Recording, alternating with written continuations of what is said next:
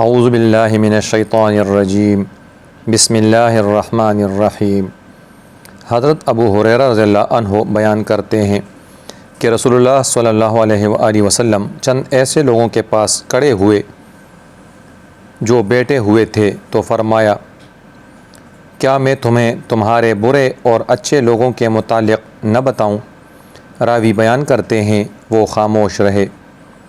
آپ صلی اللہ علیہ وآلہ وسلم نے 3 مرتبہ ایسے فرمایا تو ایک آدمی نے عرض کیا، اللہ کے رسول صلی اللہ علیہ وآلہ وسلم کیوں نہیں؟ آپ ہمارے برے میں سے بہتر کے متعلق ہمیں ضرور بتائیں۔ آپ صلی اللہ علیہ وآلہ وسلم نے فرمایا، تم میں سے بہتر شخص وہ ہے جس سے خیر کی توقع کی جائے اور اس کے شر سے امن ہو، جبکہ تم میں سے برا وہ ہے جس سے خیر کی توقع نہ کی جائے اور اس کے شر سے امن نہ ہو۔ مشکوٰۃ المصابیح 4993۔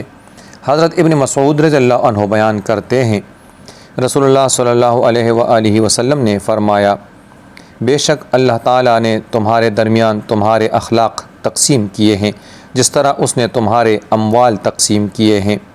بے شک اللہ تعالیٰ ہر شخص کو دنیا عطا کرتا ہے، خواہ وہ شخص اسے پسند ہو یا ناپسند، جبکہ وہ دین صرف اسے عطا کرتا ہے جسے پسند فرماتا ہے۔ جس شخص کو اللہ دین عطا فرما دے تو سمجھو کہ وہ اللہ کا پسندیدہ شخص ہے۔ اس ذات کی قسم جس کے ہاتھ میں میری جان ہے، کوئی بندہ مسلمان نہیں ہو سکتا جب تک اس کا دل اور اس کا زبان مسلمان نہیں ہو جاتے، اور وہ اس وقت تک مومن نہیں ہوتا جب تک اس کا پڑوسی اس کی شرارتوں سے محفوظ نہ ہو جائے۔ مشکوٰۃ المصابیح 4994۔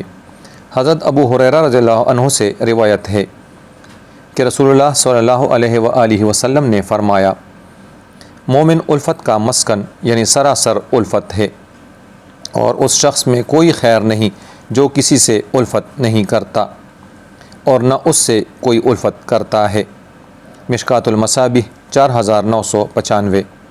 حضرت انس رضی اللہ عنہ بیان کرتے ہیں، رسول اللہ صلی اللہ علیہ وآلہ وسلم نے فرمایا، جو کسی مصیبت زدہ شخص کی فریاد رسی کرتا ہے تو اللہ اس کے لیے 73 مغفرتیں لکھ دیتا ہے، ان میں سے ایک میں اس کے تمام معاملات کی درستی ہے، جبکہ 72 روز قیامت اس کے لیے درجات کے حصول کا باعث ہوں گی۔ مشکوٰۃ المصابیح 4997۔